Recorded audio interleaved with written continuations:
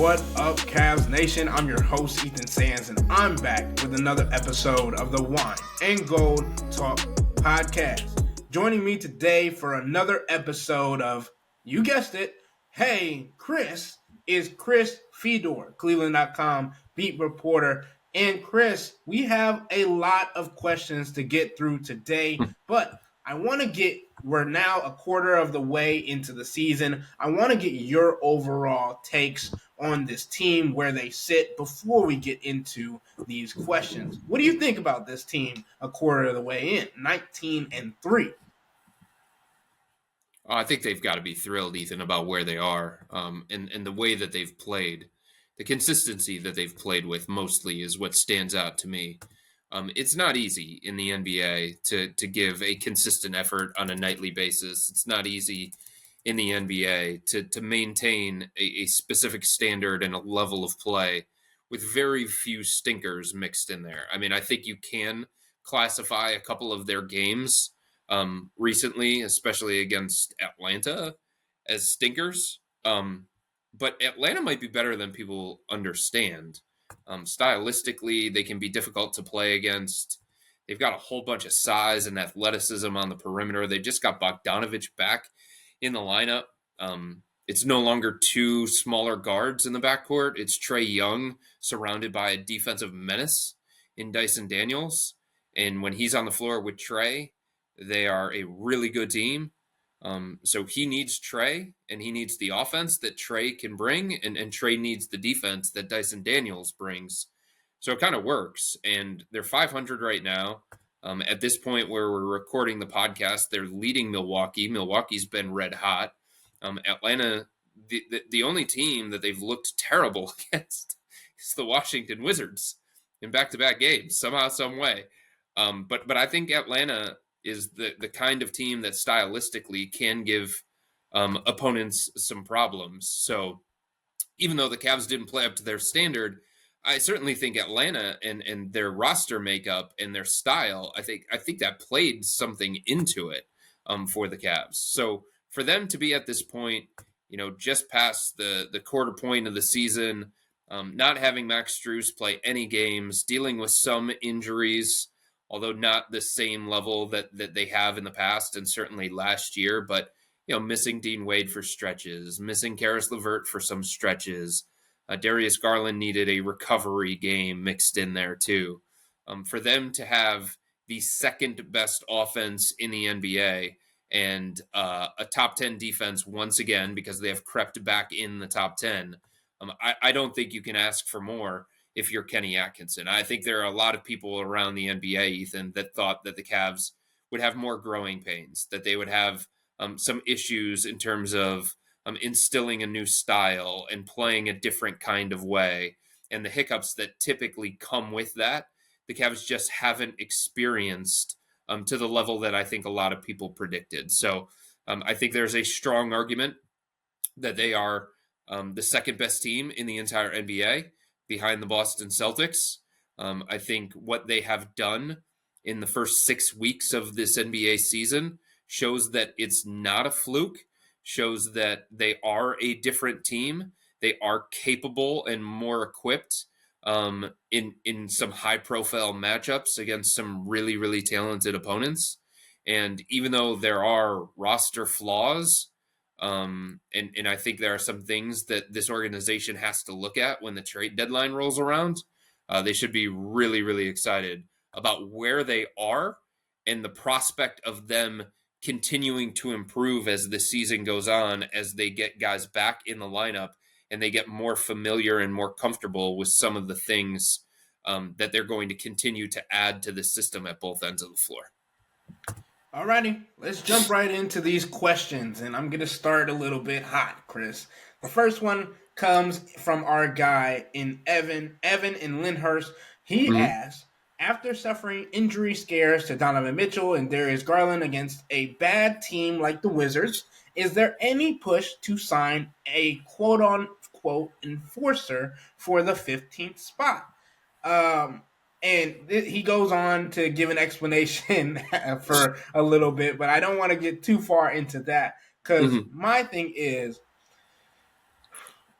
there have been a lot of fans over the last year and a half that have had questions about the Cavs' toughness, have had Sure. questions about the Cavs responding to some of these things that have happened to them. Obviously, a majority of them to Darius Garland, a cornerstone player of the Cleveland Cavaliers. Hmm. And you do have guys like George Niang and Tristan Thompson on the bench that are considered enforcers, obviously to a different standard to some guys like Jonas Valanciunas or whatever you Hmm. might go with. But I don't think the NBA, outside of maybe Draymond Green, has or and Dylan Brooks has guys that will like willingly seek out confrontation if something goes wrong to like a key player. Like I understand. We've seen it from Donovan Mitchell himself. He will stand up for himself. He doesn't need somebody else to get up on the court and then go dish out a hard foul for a hard foul that they just received. I don't think Hmm. that's something that's in the Cavs' nature. And I think that they can respond, and I think they had the mindset to respond by, hey, you're going to hit us hard. We're going to beat you by 20 to 30 points. Yeah, I would say though that going into the trade deadline and just beyond the trade deadline with buyout season, I think it's one of the areas that the Cavs are at least going to explore. Is there somebody that's going to be out there in the buyout market that is willing to come here, accept a lesser role, understand that the two centers are Jared Allen and Evan Mobley, and they're going to get a bulk of the minutes. So they may play, they may not play. It may just be an insurance pickup. Is there somebody out there that is willing to accept that role, understand that role, and latch onto a team because that guy feels like there's a chance to get to the conference finals or the NBA finals? I think that's something that the Cavs will certainly look at in the buyout market. And if Jonas Valanciunas doesn't get traded at the deadline, I think he would be a logical candidate to be bought out.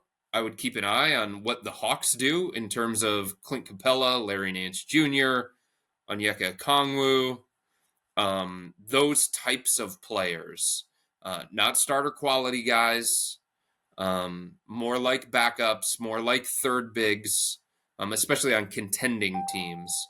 I think they could potentially be available in the buyout market, and I do think that's something that the Cavs would at least explore. And then they would have to determine, okay, is the value of that guy worth the 15th spot on this roster, or would we be better off trying to find a stretch power forward, an insurance policy for Dean Wade, an upgrade on George Niang? Those are the internal conversations that the Cavs are going to continue to have. But I think we have seen in the past, Ethan, that, you know, centers on bad teams oftentimes do get bought out, and they could be had for cheap in the buyout market. And I think it's something to monitor if the Cavs feel like, you know, having a third big that could provide a little bit more of an on-court impact than Tristan Thompson would be necessary to just complete the roster. And maybe it's somebody who plays, or maybe it's somebody who doesn't play, but like having that guy as a potential option when you get into a 7-game series in the playoffs, having that guy, if somebody gets into foul trouble or injury, to provide a little bit of on-court toughness. I do think it's something that the Cavs will explore, but I also agree with you. You know, the enforcer types are guys that aren't always readily available because there just aren't that many of them, especially scattered across the league, playing on some of these bad teams and whatnot. Right. And more so to reiterate the point that the subtexter was trying to make, his example was Patrick Beverly would only have one use: scare the opposition into Yeah. avoiding hard fouls. Like, Yeah, like Kendrick Perkins from a couple of years ago for the Cavs. And here's the thing too, Ethan. I mean, Tristan Thompson is that Tristan will mix it up with anybody. He'll talk trash. He'll set hard screens.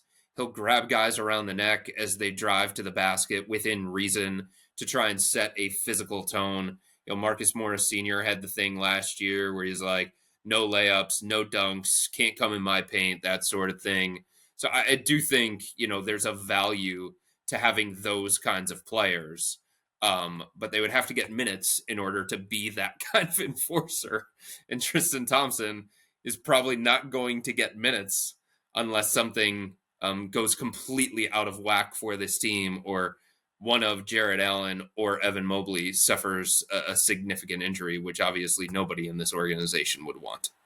Right. And like we saw, not to say that he's going to play minutes, right? But against the Washington Wizards, I don't want to say G League team, but D team, whatever, Yeah. in the final minutes of the game the other night, like Tristan Thompson came in, got some buckets, and one buckets to be more precise. But all different things that can be taken into account when we're having this quote unquote enforcer conversation. The next question that I wanted to get into comes from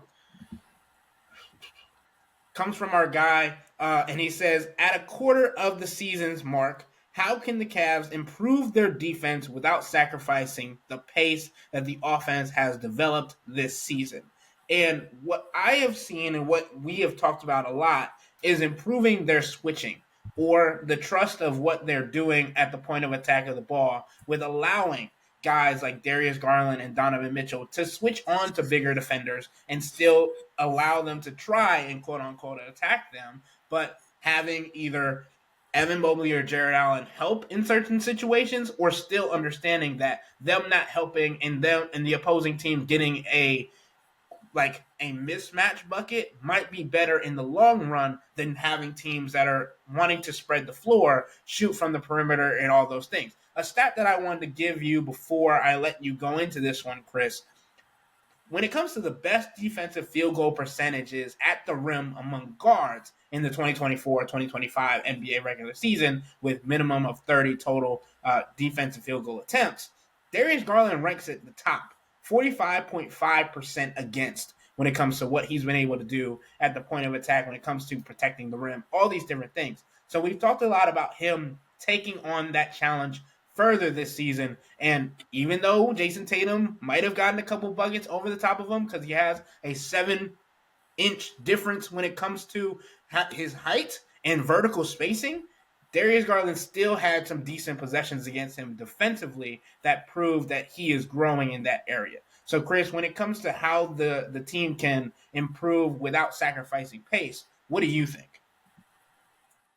I think when you look at this team, Ethan, they are one of, if not the most switch-heavy teams in the NBA.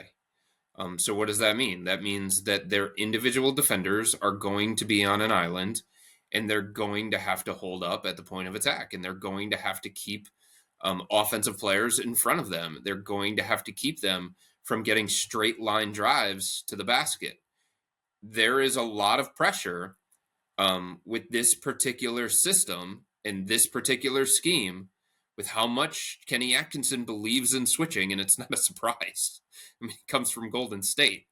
And before that, he was with Ty Lue in Los Angeles, who loves to switch. And before that, he was in Brooklyn as a head coach, and that's when switching became really, really the in thing to do for defenses. Miami did it way back in the day. Obviously, San Antonio did it. The dynastic Golden State Warriors did it. But, like, it's one thing to want to be that kind of team. It's another thing to have the personnel that is capable of being an effective switch-heavy team. Boston can do it. Obviously. They've got so much size. They've got so much length. They've got so much toughness on the perimeter. Drew Holiday can guard everybody, right? Derek White, because of the size and because of his rim protection, his shot blocking capability, his ability to close out, he can guard probably 4 different positions. Jason Tatum, Jaylen Brown, they're strong, they're physical. Tatum can play the 4. He can guard some smaller 5s. So certain teams are better equipped to do that, but it feels like the Cavs are one of those teams that can, because they've got big guys that can guard on the perimeter. They can guard inside and outside. They've got Dean Wade, who can guard multiple positions. They've got Karis LeVert coming off the bench, Isaac Okoro coming off the bench. Max Strus can guard multiple positions. You can probably get away with having Donovan Mitchell 1 through 4. I think he can guard some 4s. I think he's strong enough. I think he's got long enough arms. Some fours are obviously going to give him more problems than others, but I think at times you can probably get away with Donovan 1 through 4. So it just puts a lot of pressure on these individual defenders for the Cavs. But it has been successful for them at time, based on some of the personnel groupings that they've had out there when they've wanted to do it. It takes communication, right? You have to know when you're going to switch, when you're not going to switch. Are you switching 1 through 5, or are you switching 1 through 3? Are you switching 1 through 4? Like all those different things. It takes attention to detail. It takes focus. It takes communication. I think all those things are probably going to continue to improve organically for the Cavs as the season goes on. And I know I keep saying this, and he's not Isaac Okoro, he's not Dean Wade, but Max Strus brings stuff on the defensive end of the floor. He's tough, he's grimy, he fights through screens, he has a good understanding of the zone defense that they're probably going to use as this season progresses. He can guard 1 through 4, maybe 2 through 4. I think ones might be a little bit difficult on Max. So probably 2 through 4. He brings that level of versatility. He isn't the biggest guy. He isn't the tallest guy. He isn't the longest guy, but he competes. And there's a willingness there for Max, and he'll accept those challenges. So I do think that the Cavs, by happenstance, will get a little bit of a boost when Max comes back, because it means a little bit less George Niang. It means a little bit less Sam Merrill. And Dean Wade, the part of the reason why the Cavs dropped out of the top 10 in defensive rating is because they played, 7 straight games without one of their best and one of the league's most impactful defenders. And that certainly cannot be overlooked. Right. And not to diss on Sam Merrill too much, because we know how much he's been impacting defense for the Cavs to start the season. But Max Strus as a bigger forward, as a 6'5" compared to 6'3", 6'4", it makes a difference, right? And we talk about size a lot and height a lot on this podcast, but it makes a difference. But going into the next question, from Frank from Cincy. He says he would love to know when the 3 toughest parts of the upcoming schedule are. Also, where do you and Chris rank the Cavs' young core versus other young cores, OKC, Houston, and the like? Yeah, so let's take this one by one here, Ethan. I think we should start with the schedule thing first. 100%. And then we'll get into that core, because I think that's a deeper conversation. I think it's a fascinating conversation. I think the answer to this question, Ethan, is how do you define difficult, right? Do you look at just the number of games in a certain stretch, how much time the Cavs are going to be spending away from home, how long a road trip is going to be? Or do you look at caliber of opponent that you'd play during that stretch? I think everybody understands at the end of December, the Cavs are going to face one of their most challenging stretches, simply because they're going to be away from home for so long. And it's such a long road trip. And some of the teams that they're playing within that, Denver, Dallas, Golden State, I don't know how you even characterize the Lakers at this point. They're 3 games above 500, but they can't defend at all right now. There are people talking about LeBron needs to retire. JJ Redick looks a little bit annoyed and perplexed with the level of effort that some of the guys are giving for the Lakers. So is that just a situation where it's an old team and it's early December and they're trying to conserve a little bit of energy and they understand that it's more about the long haul? Or is it that they just have a bunch of weaknesses on defense and it's a poorly constructed roster that probably needs a little bit of help? I don't know. Either way, end of December, the Cavs are playing 4 straight road games just after Christmas through the new year. And all 4 of those are technically playoff caliber opponents from the Western Conference. That's tough, right? No matter how you slice that, that's tough. Combined with the fact that it is the longest road trip of the entire season, that's going to make it tough just on its own. Aside from that, coming out of the All-Star break, there's a pretty tough stretch of games. I believe Memphis is mixed in there. It's Memphis, New York, Orlando, Boston, And I think that starts with Brooklyn, the first game after the All-Star break. So in terms of caliber of opponent, Memphis, playoff caliber. New York, obviously one of the best teams in the Eastern Conference. Boston, duh. We all know that. Orlando's been great without Paolo. Somehow, some way, they have found a way to be right in the thick of it in the Eastern Conference, despite missing Paolo, because Franz has been playing so well for the Magic, because Jalen Suggs has really stepped forward, and because they defend their asses off and they just play harder than most teams during the regular season. That's a characteristic that the Magic have had since Jamal Mosley took over. So that's a pretty difficult stretch for the Cavs. And then there's another one mid to end of January where it starts with 2 games against Indiana. I don't know how you feel about Indiana, if you think what they did last year was a fluke. Part of me does believe that it was a fluke, and they're probably more like 6, 7, 8 in the Eastern Conference as opposed to 3, 4, 5 in terms of just caliber.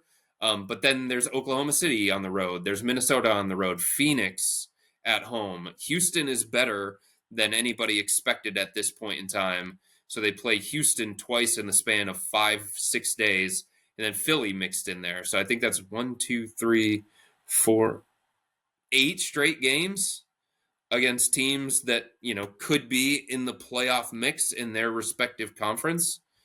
That's pretty tough, especially in January, man. The dog days of the NBA, where so many of these guys are just saying, get me to the All-Star break or get me to the playoffs at this point in time. So those are the 3 that really stand out to me, Ethan. And the Cavs will be tested. They'll face some adversity during that stretch. You can bank on that.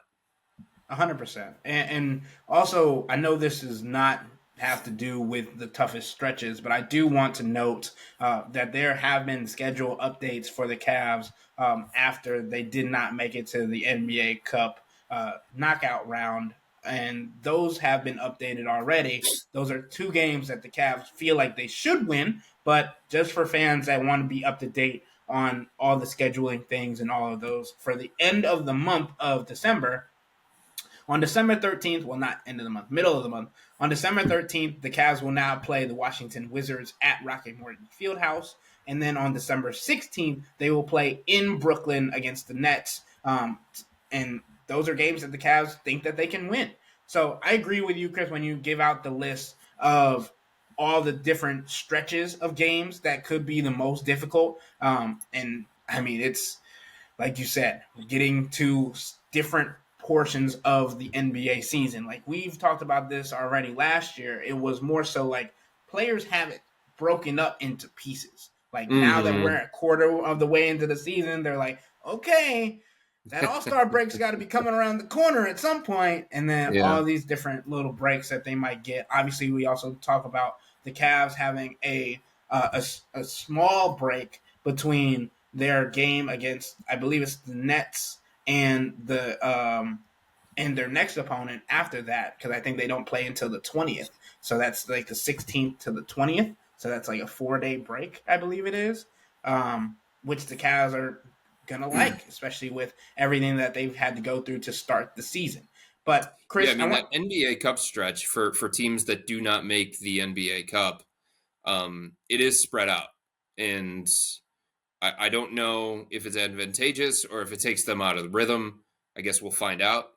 But they play against Miami this weekend on Sunday, and then they don't play again until Friday. And the Cavs are determining, what are they going to do with that lengthy layoff? Are they going to come back to Cleveland? Are they going to stay on the road? How much practice are they going to do? So these kinds of things are kind of tricky for a coach to figure out. Like, what's better, rest or potential rust? I think for this team, just given everything, I think it's probably better to get them as much rest as possible so that they can have extra recovery that, they didn't have in the first 4 weeks of the season, that they're probably not going to have coming down the stretch, because March is always a loaded schedule for this team.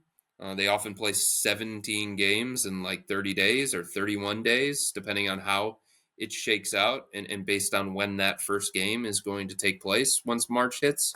But MAC tournament comes to Rocket Mortgage Fieldhouse. There are other events that come to Rocket Mortgage Fieldhouse.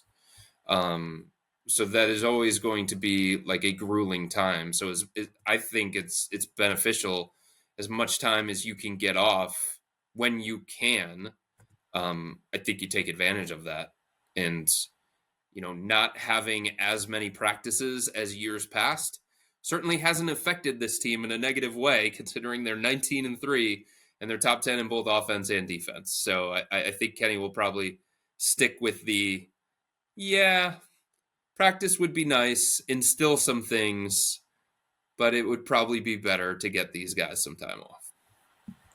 And just to break this down a little bit more cleanly, like they play the Miami Heat on December 8th, then they have a 5-day break until playing the Washington Wizards on Friday, December 13th. Then they play the Brooklyn Nets on Monday, December 16th. And they have 4 days off or 3 days off until they play the Milwaukee Bucks. And this is how the schedule gets finicky and weird, right, Chris? Because like you take this time off and then you get rewarded with back-to-back games as soon as you get back. December 20th against the Bucks, and then December 21st against the 76ers. Then you get a game on December 23rd against the Utah Jazz.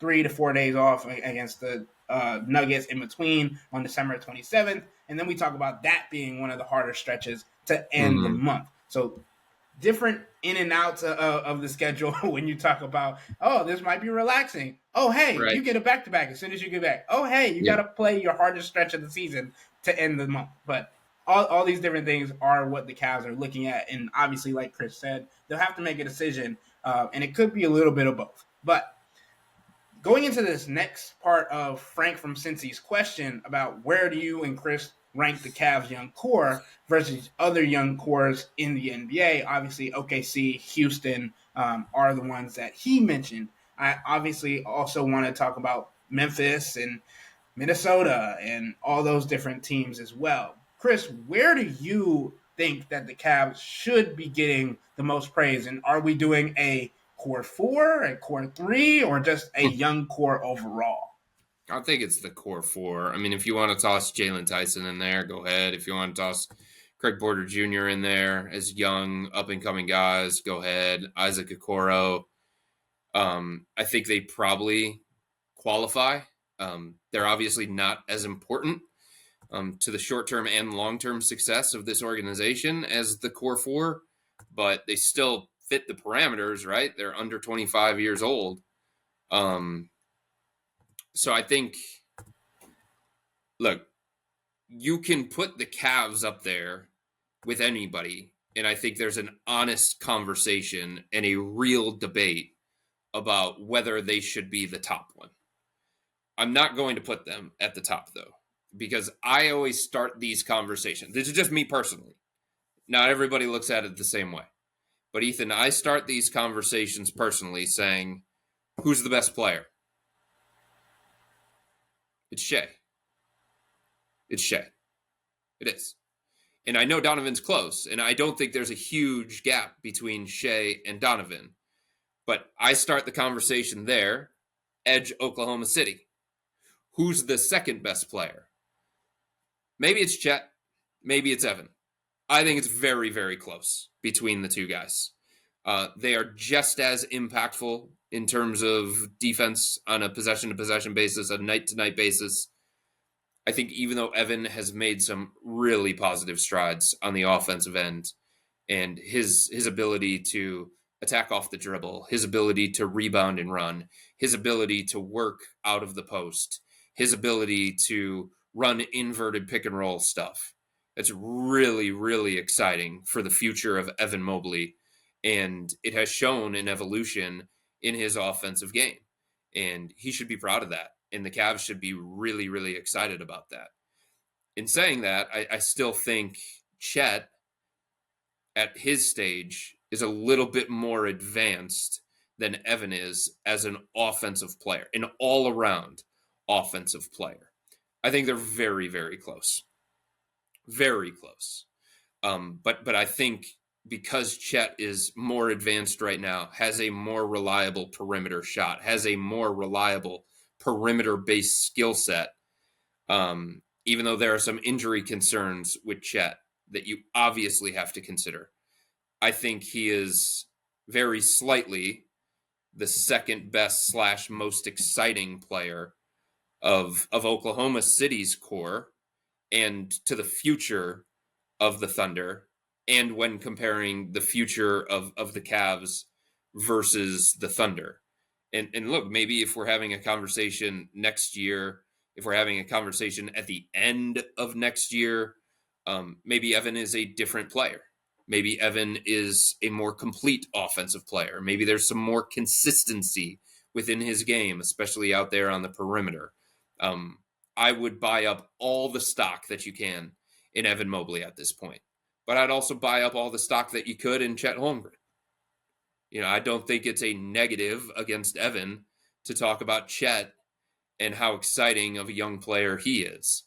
And then Jalen Williams, he might be most improved player this year. He's probably going to be an all-star for the Thunder. Having that as like a third building block of a future core, I mean, what a luxury that is. What a core they're building in Oklahoma City. Just like you can sit there and say, having Darius Garland as the third member of this core in terms of the hierarchy of importance moving forward. Like, that's great. Are you kidding me? One of the best players in the NBA under the age of 25. A guy who's going to have legitimate all-star consideration this year. A guy who has bounced back from what was a terrible season for him last year. A guy who already has an all-star on his resume. So I think that one's pretty close when you're talking about Jalen Williams and you're talking about Darius Garland. Probably a slight edge to Jalen because I think the kind of player that he is and the ways that he can play small ball center. It's ridiculous to think about that. He can run the offense when Shea's not out there. There's just so many different things that he can do. And the type of player that he is, I think makes him slightly more appealing than somebody like Darius, but it's very, very close. So I do think it's close between the Cavs and the Thunder. I don't think that Houston's in that conversation yet. I don't think Jalen Green has done it long enough yet. Şengün, really exciting. Baby Jokic. But is he even on the level of Donovan Mitchell? No, nowhere close. Is he on the level of Shai Gilgeous-Alexander? No, nowhere close. So if like the best piece of the Rockets is Şengün, they're already starting a tier or two below in this particular conversation. Minnesota's interesting, Ethan, but it's really just Ant. It's Ant and who? You can't do that. No, because you got Nas, you got Rob Dillingham, you got all these young guys. What are you talking Dillingham about? hasn't done anything to this point in the NBA. Yet, no, because he hasn't gotten substantial minutes. That's fair, right? So a big part of that is projection, right? Nas is like the oldest core player of this conversation. Like he came into the NBA old, and I don't know. Like Nas Reed's 25. I know. He's barely qualifying in this conversation. We were talking about Donovan Mitchell, were we not? Donovan's 28. Oh, good point. Fair point. But do you consider Nas Reed a core player? For them? 6th man of the year, Nas Reed? Yeah. I mean, yeah, but you also talk about Jaden McDaniels, right? You talk about what they do defensively. And obviously, it's a lot different without Cat. And Rudy's not in this conversation because Rudy is old. Right. But you have to talk about the guys around them. I'm not saying the tier list for me is OKC, the Cavs, and then it's either Minnesota or Orlando. Yeah, Orlando I would have ahead of Minnesota. Right, that's what I'm saying. Interchangeable for me. I get the Ant thing. Ant, he looks like a future MVP candidate. He looks like a multi-time All-Star moving forward. But I just don't think they have enough to support him. And I think it's going to be really, really difficult for them moving forward. Naz Reid is a sixth man. He's not an every night starter. Like, he's not that quality player. So, again, congratulations to him for winning Sixth Man of the Year. I don't want to diminish what he does, but, like, no. That would be a tough, like, second piece of a core in any kind of conversation. Like, what is he? Like, if we're being honest, the fourth or fifth best player for the Timberwolves? Like, right now. I mean, probably fourth, because you got Ant. Even though you might not like how you feel about Rudy's up there. Jaden McDaniels, and then you have Nas. And I think you could put Nas and Jaden in 3 and 4, whatever you want to say. But I think the more interesting conversation, the age thing threw me off. I had to come back for Nas. I mean, he does. He's a little bit older. Like, for a guy who just kind of started to be the player that he is, like, it didn't happen right away. You know what I mean? Yeah, but I definitely think the better conversation is Orlando in this case, because you talk about what even though his hair might be going, Jalen Suggs is still young. You talk about Paolo Banchero, Franz Wagner, Anthony Black, Tristan Da Silva, Cole Anthony. Or, like, again, some of these guys are projections, and then there's guys that we have to talk about as being some of the best in the top 25, under 25. And there was a list that was just came out. I think it was either yesterday or earlier today. We're not getting into that, but, like, in this conversation, I think the tier list is definitely OKC, Cavs, Magic, Minnesota, and you can interchange the 3 and 4, with whoever you would like. But I what think about the Raptors? No, I'd have to veto that one. That's why? Because you got Scotty, you got RJ, you got Emmanuel quickly. Grady Dick. Yes, actually, he was surprisingly I like Grady good. Dick. There's something there. He was surprisingly good. I agree. Yeah, I think there's something there.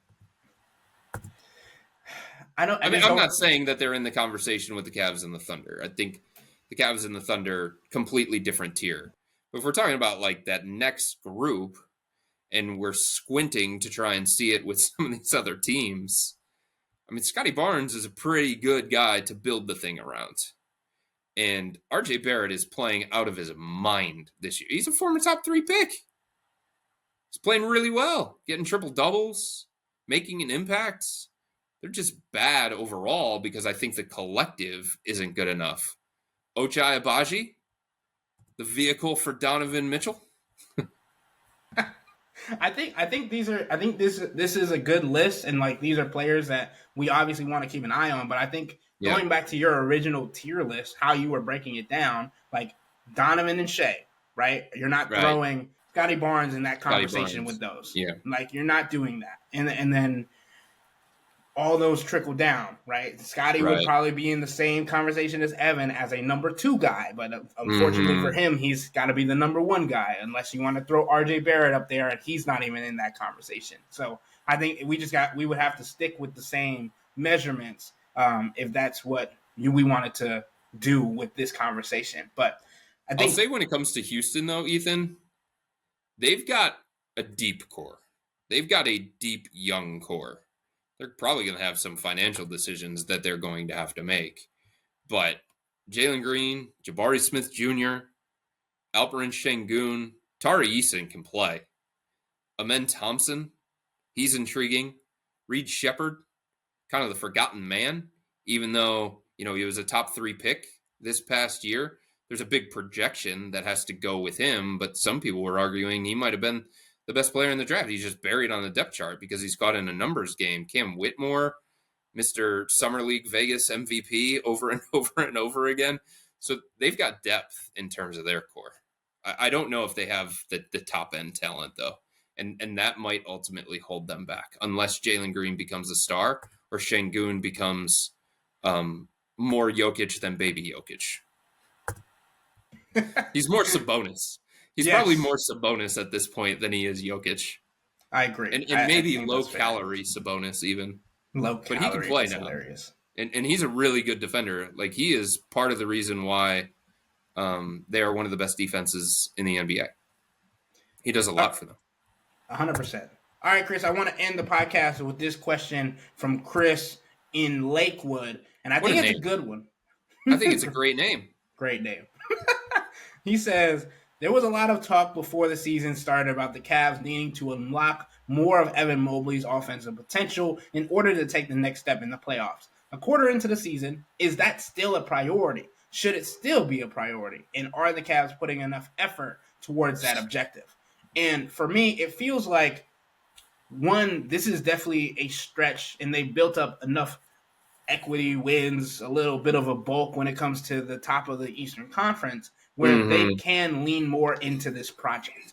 They're able to lean more into Evan Mobley. I think we saw it against the Washington Wizards. I mean, they got immediately said, go attack, go do your thing, and try and grow your offensive game. He took 2 threes, I believe it was, in the first quarter. And you see all of these different growth elements. And this is kind of the element that you had talked about where there might be growing pains, right? And it might be a decision of where they are in the season to decide, do we continue to do this, or do we say we need more wins to make sure we get where we want to be at the end of the year? And to me, it feels like they've gotten to the point where they can continue to expound on this growth period for Evan Mobley and see where he's going to be. But we've seen it in the beginning of the season. They have at times gone away from Evan and then retracted that and said, hey, we know we can't do that if we want to be able to be where we are at the end of the season. Talking about the Boston Celtics game and the earlier on into the season,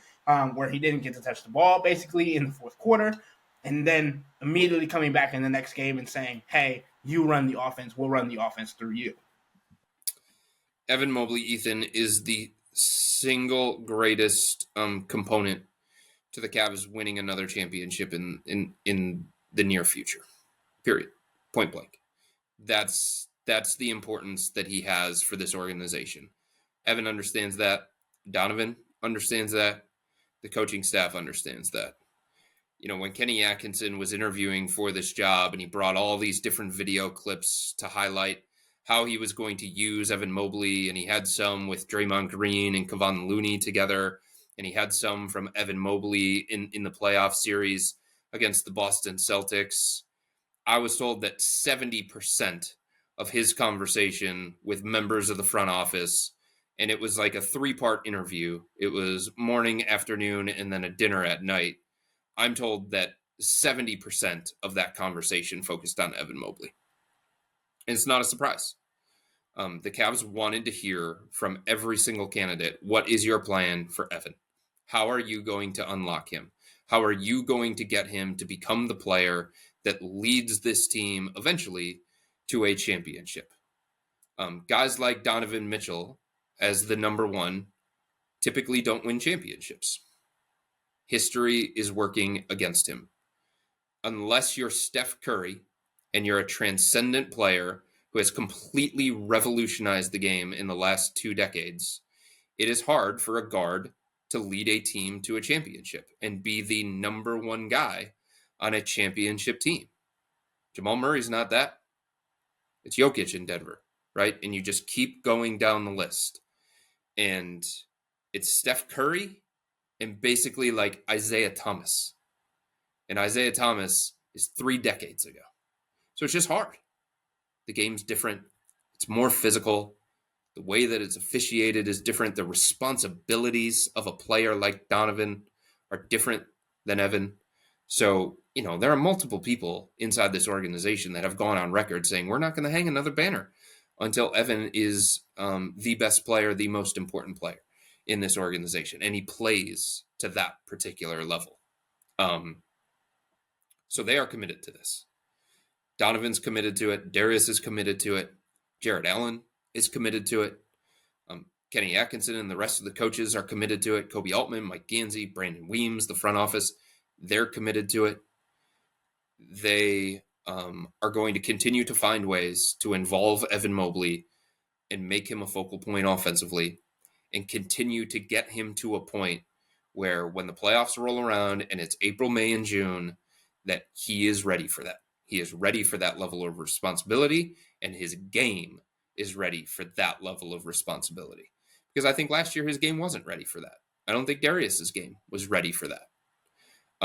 So they need him to get his game to that point where he is ready to be that dominant force in a 7-game playoff series, in multiple 7-game playoff series. And whatever it takes along the way, the Cavs are going to do it.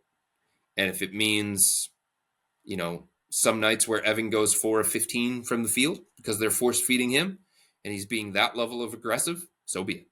If that means that Donovan has to take a slight step back in terms of his role, then so be it. If it means Jared Allen doesn't play as many minutes throughout the course of a game, then so be it. It's about Evan. The future of this team is in his hands. And I know that's a lot of pressure, but I think he's starting to understand that. I think he's starting to accept that. And I think he feels empowered, not just by Donovan, but by Kenny Atkinson, by Darius Garland, by everybody inside this organization, where they are essentially saying to Evan, without verbalizing it, you are the guy. You need to be the guy. And everything about this regular season is going to continue to be about Evan Mobley. Even Kenny Atkinson talked about it the other night, Ethan. Like, teams have adjusted.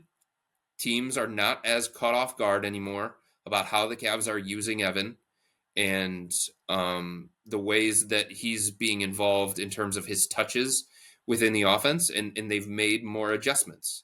So now they are focused on finding counters for him, finding ways that he can still be as comfortable as he was at the beginning of the season. So I don't think there's any kind of, well, Evan's not nearly as involved as much, or he's being phased out, or something along those lines. I think it's just teams have adjusted, and now the Cavs have to figure out on the fly how to counter those particular adjustments. And Evan has to figure out on the fly how to counter those adjustments because he hasn't been this level of targeted or hunted throughout the course of his career.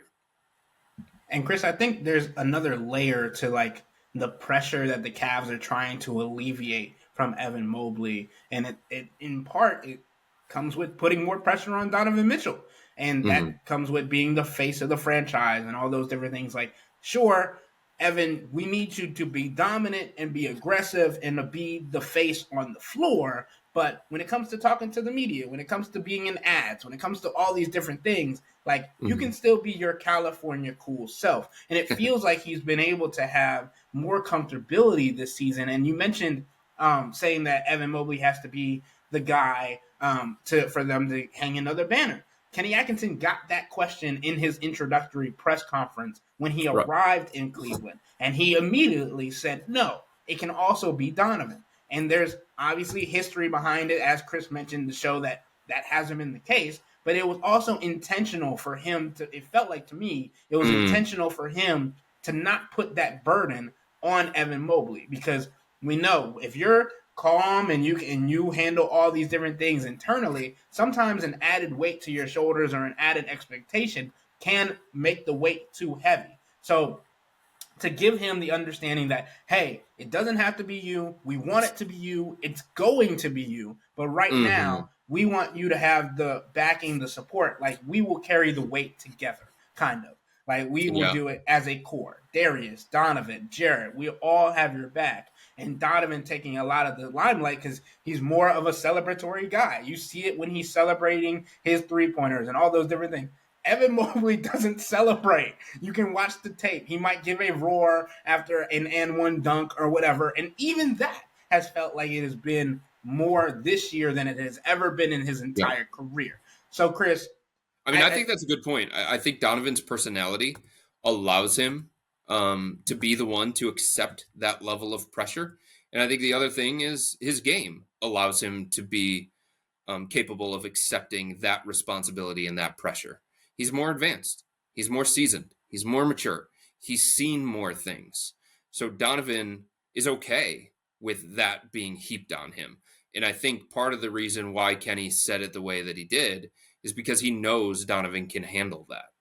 right? He knows that Donovan has accepted that particular role, that responsibility, whether it was in Utah in the past or coming here to Cleveland. And until Evan is fully ready, mature enough, seasoned enough, his game is polished enough, his game has improved enough, I think Donovan understands, keep putting it on me. Keep putting it on me.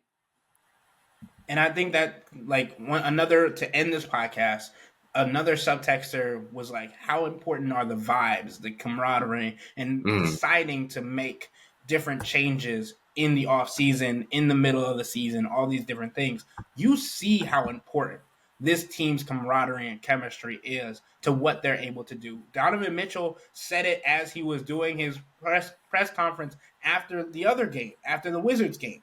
Like, we love each other. Like, we are a group. We can joke with each other, make fun of each other, know that we're still going to come back. And that what we talked about last season around the trade deadline that made it so difficult to see them making a change and seeing that not impact it more negatively than it could have impacted it positively. And that's why we've made the caveat for this Cavs team is if they feel like this is the year, if they feel like they have a chance, that's when they make a move, because you don't want to add a wrinkle to this team that isn't necessary unless you're going full blown, we're going to win a chip this year.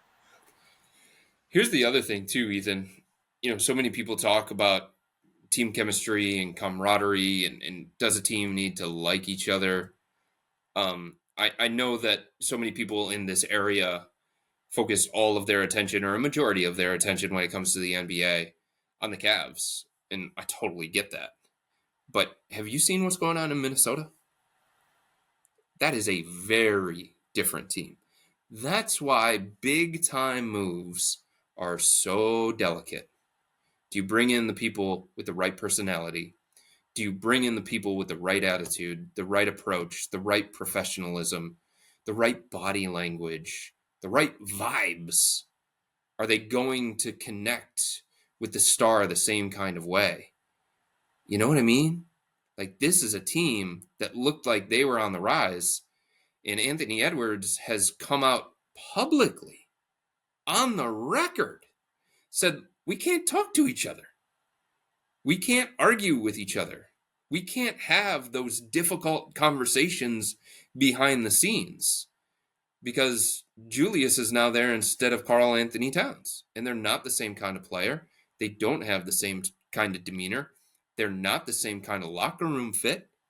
You watched the Minnesota Timberwolves last year, and it looked like they were having fun. They were on the rise. They liked playing with one another. They were all on the same page. They were connected in a different kind of way. And you watch them play this year, and at times it just looks like they hate playing with each other.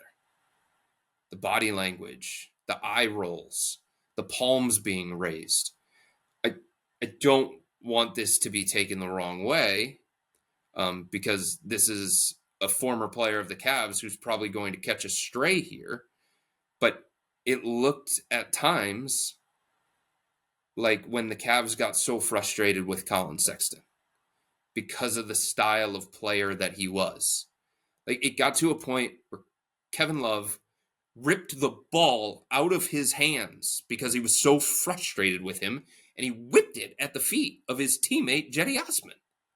Now, part of that is Kevin is very, very emotional, but like, there are certain players that are easier to play with than others because of the style, because of the rhythm of their game, because of how they score their points, because of how they act, because of their body language, because of their personality, because of all those different things. That matters. These aren't names on a piece of paper. This is an NBA 2K where, like, all that stuff doesn't matter. Like, it's real stuff. It's real stuff that really separates whether a team will probably compete for a championship, make a deep run in the postseason, or just flame out. Look at Oklahoma City. Like, that is a connected group. Everything about them, when you watch them play, that is a connected group. And that's the thing that people say when they watch the Cavs. That team is connected. That team likes playing with each other. You can feel it. You can see it. It's different than it was last year, even for the Cavs. And the Cavs, they had a bond last year. They had chemistry last year. They had camaraderie last year. But it's to a different level this year for this team. And whether it's an opposing player, an opposing coach, a scout, an opposing executive, they all see it and they all feel it. And it matters. I don't know how you quantify it. I don't know how many wins it's worth, but it matters. Yeah, and like we said last summer when we were talking about this again, Chris, like you remember there were comments made by a certain Cleveland Cavalier player who is no longer on the roster. Marcus Morris Sr. talked about a guy that ended up getting an extension this summer, right? And talk about his toughness, and he would have played through an injury or whatever it would have been. Like, we talked about it again this summer. Donovan Mitchell vouching for guys to get money, vouching for guys to come back because he wanted to play with them. And Kobe Altman mentioned it in his end-of-season press conference. We have more data to prove that this works than we don't. Yeah. And that's the difference of what's going on and how delicate some of these teams can be. One wrong move, one wrong trade can change the dynamic of an entire team. And for fans wanting to know what was said exactly by Anthony Edwards, here's the quote. He said, "I think we're soft as heck as a team internally. Not to the other team, but internally, we're soft. We can't talk to each other. Just a bunch of little kids. Just like we playing with a bunch of little kids. Everybody, the whole team. We just can't talk to each other. And we've got to figure it out because we can't go down this road." And they continued to go down this road. Chris, and then you mentioned OKC and the difference in that. They have a quote-unquote wall of players after every game. It doesn't matter who the sideline reporter is talking to. They all join in on the interview because they're a collective. And it's what I've heard and what I've read is it's more about we don't want anybody else to control the narrative. We want to control the narrative and protect our guys. And we know that nobody's going to say anything bad about each and every player on this team because we're right here. Or if you are, it's you can say it to my face rather than anything else. And I think, and I didn't know that we were going to talk about this for this long, but chemistry, camaraderie on the Cavs is at an all-time high. Donovan and Darius especially, say it all the time. This team vibes, man. This team has the juice and all the different slang and terms that you want to use. This is a group that is built around the guys being together, a core of players that have played together now. This is the third year of the Donovan Mitchell experience in Cleveland, and he's had everybody around him that has been here the whole time, basically, and other than adding players that he's known his whole life. George Niang, Max Strus that he's known a little bit too, Ty Jerome, since he was an infant playing AAU basketball and getting yelled at by Ty Jerome's dad. There is a different level of camaraderie and chemistry with this team, and it's extremely important. So I'm going to say it one last time. One move, one change, one addition could change the outlook of this organization and this team. Yeah. And that's why it's so important and so delicate what Kobe Altman, who should get a lot of credit for the moves he did or didn't make over the last couple of years, has done thus far. But that's where we're going to end this podcast today. And if you, as a listener, as a reader, as a watcher, want to contribute to a survey about the podcast where you can give your feedback, go to tinyurl.com/WGPod. That's tinyurl.com/WGPod. With that being said, that'll wrap up today's episode of the Wine and Gold Talk podcast. But remember to become a Cavs Insider and interact with Chris, me, and Jimmy by subscribing to Subtext. This is where you can send your questions for next week's episode of Hey Chris, or just get insight on a daily to your phone. We're going to now be texting you guys even after games to get you insight on what's happening in the locker room, after post-game press conferences, all those different things. So, to get this insight and insider information, sign up for a 14-day free trial or visit cleveland.com/Cavs and click on the blue bar at the top of the page. If you don't like it, that's fine. All you have to do is text the word STOP. It's easy, but we can tell you that the people who sign up stick around because this is the best way to get insider coverage on the Cavs from me, Chris, and Jimmy. This isn't just our podcast, it's your podcast. And the only way to have your voice heard is through subtext. Y'all be safe. We out.